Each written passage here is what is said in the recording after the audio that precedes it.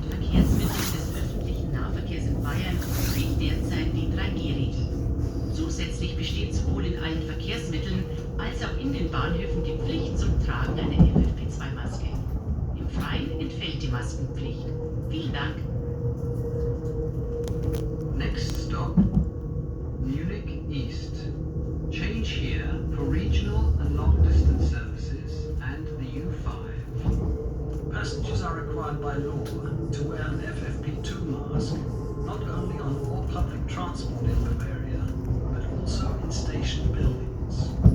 This law does not apply on open-air platforms and stops. Thank you for your help. Bitte links aussteigen. Please exit the train on the left.